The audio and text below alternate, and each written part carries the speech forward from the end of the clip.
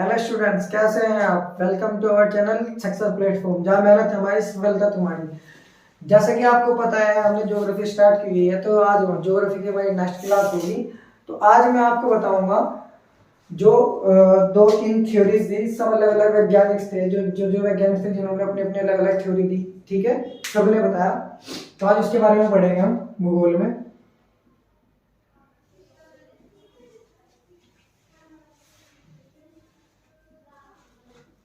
ठीक है बच्चों, तो जब से सबसे पहले जो सिद्धांत प्रस्तुत हुआ वो हुआ जियोसेंट्रिक थ्योरी का। ठीक है, जियोसेंट्रिक थ्योरी।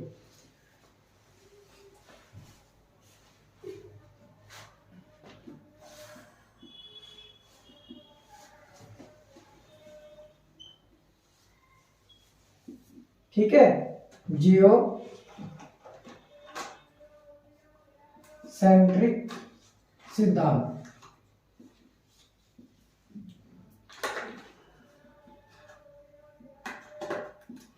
ठीक है बच्चों, और ये कब दिया गया? 140 ईस्वी पूर्व में, 140 ईसा पूर्व में। ठीक है, ध्यान रखना बच्चों। और जियोसेंट्रिक थ्योरी क्या थी, अब आपको मैंने बता तो दिया कि भाई जियोसेंट्रिक थ्योरी है तो है क्या। ठीक है, किनके द्वारा दी गई थी जियोसेंट्रिक थ्योरी? ग्रीस के वैज्ञानिक थे, ग्रीस के वैज्ञानिक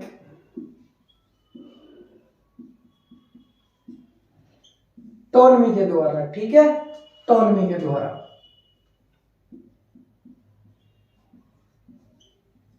टोलमी के द्वारा यह प्रस्तुत की गई। इन्होंने ही इसके बारे में बताया, इसके बारे में जानकारी दी, और इन्होंने ये बताया कि पृथ्वी का जो आकार है, या ये जो जियोसेंट्रिक थ्योरी है, इसमें जो आकार है वो कैसा है? जियोइड। इन्होंने आकार के बारे में बात की, इसके शेप के बारे में बात कही। ठीक है, तो जो टोलमी थे, जियोसेंट्रिक थ्योरी इन्होंने क्या बताया, क्या थी ये? ठीक है, तो समझना बात को बच्चों। ठीक है,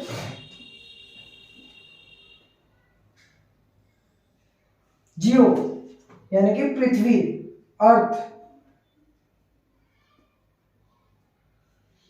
ठीक है, अर्थ सेंट्रिक, देखो नाम से ही पता चला, जियो सेंट्रिक थ्योरी, अर्थ का सेंटर में होना। ठीक है, जियो सेंट्रिक थ्योरी इसी को नाम दिया गया कि अर्थ बीच में है और सन अर्थ के चक्कर लगा रहा है। ठीक है, सबसे पहले यह पता लगाया गया अंतरिक्ष में, जब सबको जानकारी नहीं थी, कि भाई ऐसा समझा जाता था, और सालों तक ये थ्योरी चलती रही कि भाई अर्थ है और अर्थ सेंटर में, और सन जो है उसके चक्कर लगा रहा है। जैसे कि आप देखते हो कि भाई सन ईस्ट से निकलता है और वेस्ट में छिपता है, हो सकता है कि पृथ्वी के चक्कर लगा रहा हो। तो कई वर्षों तक ये थ्योरी प्रचलित हुई कि जियोसेंट्रिक थ्योरी किसके द्वारा दी गई थी? टोलमी के द्वारा। इसमें क्या था?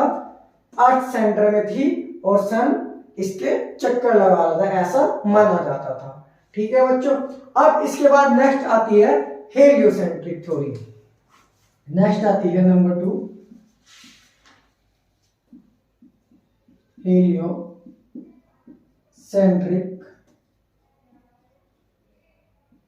सिद्धांत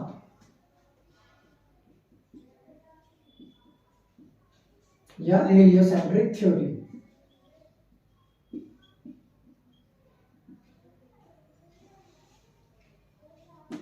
ठीक है बच्चों, चीजों को ध्यान से समझना और समझने की कोशिश करना कि हीलियोसेंट्रिक थ्योरी क्या थी और जियोसेंट्रिक थ्योरी क्या थी। ठीक है, जियोसेंट्रिक थ्योरी में जियो यानी कि पृथ्वी। ठीक है, और हीलियोसेंट्रिक थ्योरी, हेलियो, हेलियो किसको बोलते हैं? हेलियो शब्द किसके लिए यूज किया जाता है? सन के लिए। ठीक है, इसमें क्या बताया गया कि सन सेंटर में है और पृथ्वी यानी कि अर्थ सन का चक्कर लगा रही है।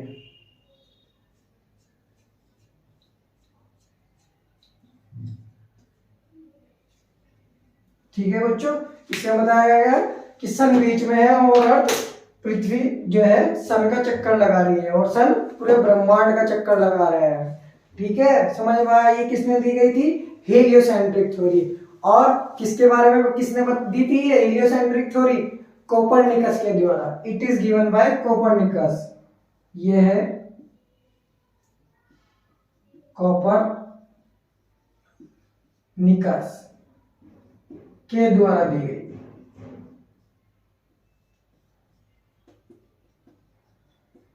और कब दी गई है कोपरनिकस के द्वारा? लगभग 1540 ईस्वी में, लगभग 1540 में। ठीक है बच्चों, चीजें ध्यान से समझते रहना। और यही जो कोपरनिकस थे, इनकी एक बुक प्रकाशित हुई थी। ठीक है, इनकी एक बुक प्रकाशित हुई थी कब? 1514 ईस्वी में। ठीक है, 1514 में।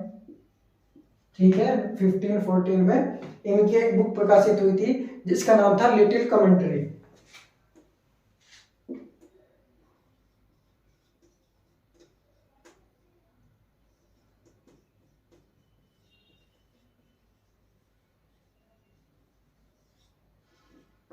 ठीक है बच्चों, याद रखना, अक्सर एग्जाम में पूछी जा सकती है कि लिटिल कमेंट्री बुक किसके द्वारा लिखी गई। तो किसके द्वारा लिखी गई थी? कोपरनिकस के द्वारा। कब दी प्रकाशित की गई थी? 1514 ईस्वी में। ठीक है बच्चों,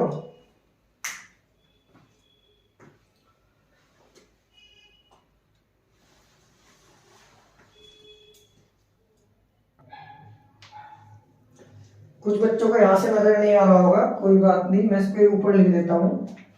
ठीक है,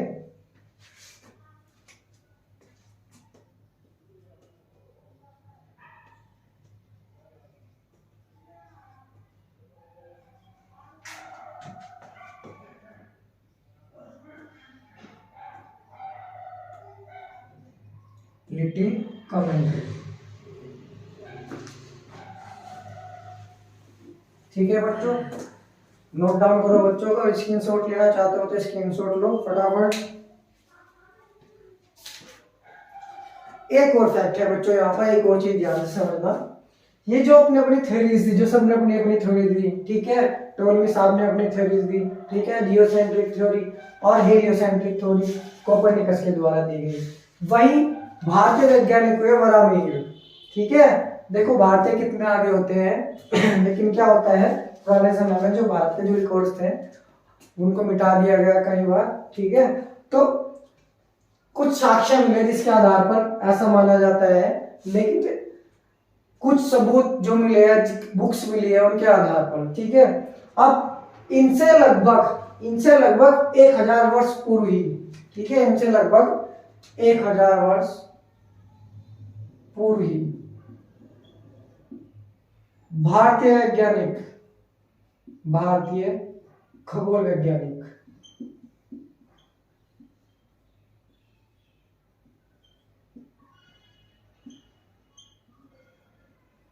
वरामीर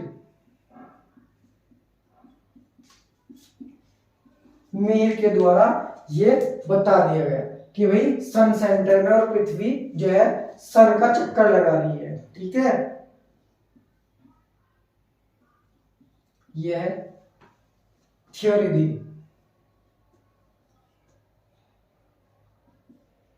कब? 1000 वर्ष पूर्व चले जाओ आप, यानी कि लगभग 16th सेंचुरी में, 6th सेंचुरी में। ठीक है, ठीक है बच्चों, 6th सेंचुरी, 6ठी शताब्दी में। कौन है भारतीय खगोल वैज्ञानिक? वरामीर। तो इन्होंने इसके बारे में जानकारी दी, किसके? हीलियोसेंट्रिक थ्योरी के बारे में। ठीक है, कि पृथ्वी जो है सन का चक्कर लगा रही है और सन पूरी ब्रह्मांड का चक्कर लगा रहा है, ना कि अर्थ का चक्कर सन लगा रहा है। ठीक है, समझ रहे हो बच्चों? तो बच्चे नोट डाउन करो यहीं पर।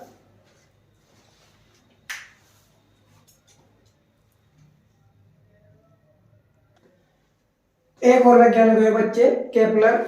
यहीं पर अक्सर एग्जाम में पूछा जाता है केपलर के बारे में, बहुत इंपॉर्टेंट है केपलर।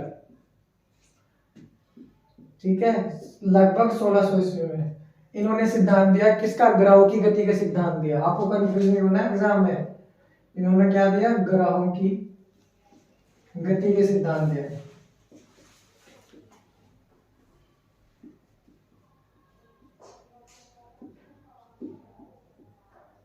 किसने? केपलर ने। इन्होंने बताया कि ग्रहों की गति कैसे होती है, किस आकार में या किस आकार में ग्रह जो है किस कक्षा में घूमता है। ठीक है, तो इन्होंने बताया जो ग्रह होते हैं वो इलिप्टिकल इलिप्टिकल कक्षा में गति करते हैं। ठीक है, इन्होंने बताया जो ग्रहों की शेप है वो कैसी है, घूमने के ग्रहों की जो गति है वो कैसी है, इलिप्टिकल। किसने बताई, केपलर ने। ठीक है बच्चों, नोट डाउन करो, बहुत इंपॉर्टेंट है।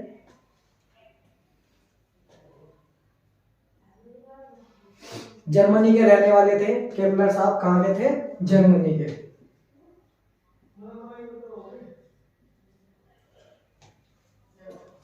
आई थिंक आप सभी लोगों ने नोट डाउन कर लिया होगा बच्चों, जहां तक मुझे उम्मीद है आपसे, और जिन्होंने नहीं भी किया है वो स्क्रीनशॉट ले लें। बहुत अच्छा कॉन्सेप्ट है और ध्यान से समझना चीजों को, एक बार आपके चीजें क्लियर हो जाए तो एग्जाम में आपको कोई प्रॉब्लम नहीं आने की। समझ रहे हो बच्चों?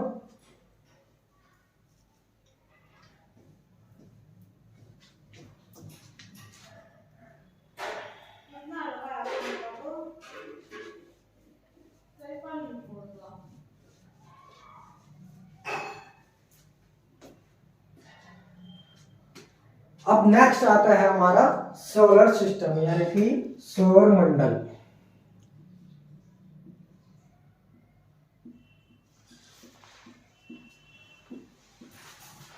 सोलर सिस्टम, अब हम पढ़ेंगे सोलर सिस्टम के बारे में, यानी कि सोलर सिस्टम के बारे में, सौर मंडल के बारे में। सौर, आपको नाम से ही पता चल रहा होगा कि सौर यानी कि सोलर। सोलर का क्या मतलब होता है, सन। ठीक है, सौर शब्द ही कहां से आया है, सन से, सूर्य से। ठीक है, सोलर सिस्टम किसके परिवार है, सूर्य का। मान लिया ये हमारा क्या है, सन। ठीक है, यानी कि सूर्य। ठीक है बच्चों, और ध्यान से समझना पूरे कॉन्सेप्ट को। तो सबसे पहले यहां पर चीजों को समझने की कोशिश करना, दूरी के अनुसार सबसे पहले जो हमारा जो ग्रह आता है वो कौन सा आता है, बुध। ठीक है, और उसके बाद कौन सा आता है, बुध को क्या बोलते हैं इंग्लिश में, मरकरी। उसके बाद कौन सा आता है, नंबर सेकंड, शुक्र। ठीक है, शुक्र को क्या बोलते हैं, वीनस, D2। ठीक है, अब आता है कौन सा, जिस पर हम रहते हैं, क्या नाम है, अर्थ, यानी कि पृथ्वी।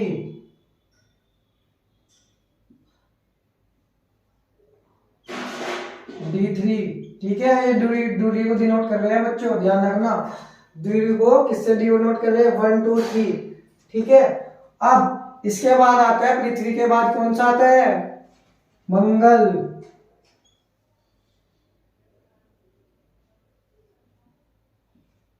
कौन सा आता है बच्चों, मंगल।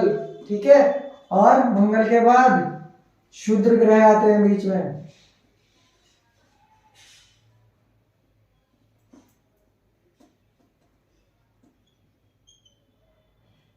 इसको बोलते हैं मार्स। ठीक है, और नेक्स्ट आता है ये D4, D5 का बृहस्पति, यानी कि जुपिटर। ठीक है, ध्यान से समझते रहना बच्चों। और बृहस्पति के बाद कौन सा आता है, सैटर्न, यानी कि शनि।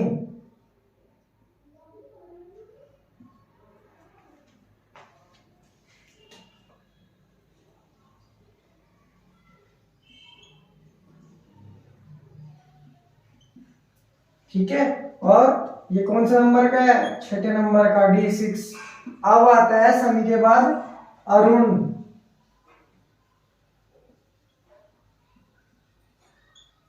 यानी कि यूरेनस। नेक्स्ट आएगा आपका वरुण, वरुण यानी कि आपका नेपच्यून। ठीक है, नॉर्मली जो हमारे ग्रह हैं वो कितने हैं? 8 ग्रह हैं, 1 2 3 4 5 6 7। लेकिन हालांकि एक और 9वां ग्रह भी मानते थे जिसको हम प्लूटो को, उसको ग्रहों की श्रेणी से बाहर कर दिया गया क्योंकि वो ग्रह होने की कंडीशन को फुलफिल नहीं करता है। इनकी कुछ अपनी अपनी कंडीशंस होती हैं जिसके कारण इनको ग्रहों का दर्जा दिया गया है। ठीक है बच्चों, इसलिए वो उस कंडीशन को फुलफिल नहीं करता, इसलिए उसको ग्रहों की श्रेणी से बाहर कर दिया जाता है। अगर आप मान सकते हो तो मान लो। सबसे छोटा होता है पिदुसा। ठीक है, कौन सा? प्लूटो। ठीक है, D7 D8। ठीक है बच्चों, और वही हो एक और क्वेश्चन बच्चों, यहाँ पर एक और क्वेश्चन बनता है। जो ये वाले जो ग्रह होते हैं इनको बोलते हैं बाह्य ग्रह। बाह्य ग्रह। ठीक है, और इनको बोलते हैं आंतरिक ग्रह।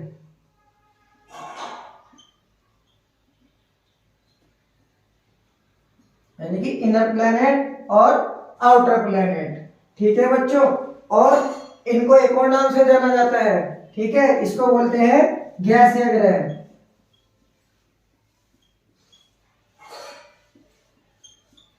ठीक है, और ये कौन से हैं? ठोस ग्रह।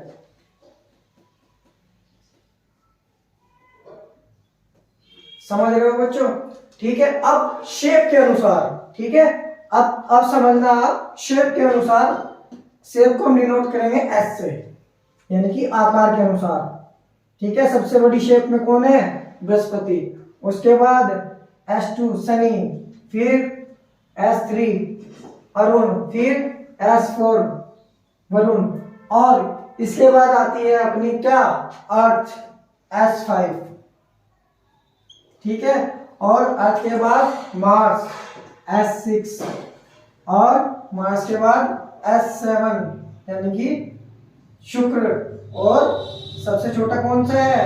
S8 बुध यानी कि वीनस। ठीक है बच्चों, S का मतलब है यहां पर शेप। ठीक है, आकार के अकॉर्डिंग। ये कभी कभी सीक्वेंस लगाने को आ जाती है, आकार के अकॉर्डिंग भी और डिस्टेंस के अकॉर्डिंग भी। ठीक है बच्चों, आपको ध्यान रखनी है, नोट करो यहां तक।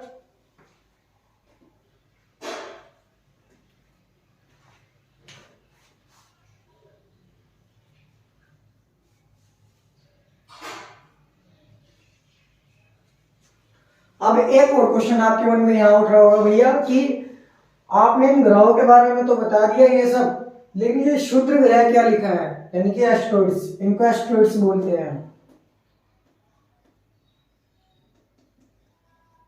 इनको आगे डिटेल में पढ़ाऊंगा। जब पूरे सौरमंडल का विस्तार हुआ, जब पूरा सौरमंडल बना, तो कुछ बड़े टुकड़े थे, कुछ छोटे टुकड़े थे। छोटे छोटे टुकड़े यहाँ पर, कहाँ? बीच में, मंगल और बृहस्पति के बीच में, यहाँ पर इकट्ठा हो गए। ठीक है, उन्हीं को नाम दिया गया है क्षुद्र ग्रह, एस्ट्रॉइड्स। कभी कभी ये एस्ट्रॉइड्स अर्थ तक भी आ जाते हैं। ठीक है, जिनको आप उल्का पिंड वगैरह कहते हो। ठीक है बच्चों, तो आज की वीडियो में इतना ही। आज की वीडियो में इतना ही पढ़ेंगे। नेक्स्ट हम स्टार्ट करेंगे सोलर सिस्टम के बारे में। नेक्स्ट वीडियो में मैं आपको बताऊंगा बुध के बारे में, शुक्र के बारे में और पृथ्वी के बारे में। ठीक है बच्चों, अगर आपको हमारी वीडियो अच्छी लगे तो इसे शेयर करें ज़्यादा से ज़्यादा और लाइक करें, और जो भी आपकी क्वेरी हो कमेंट बॉक्स में लिखकर हमको शेयर करें। हमारे साथ बने रहिए। Thank you.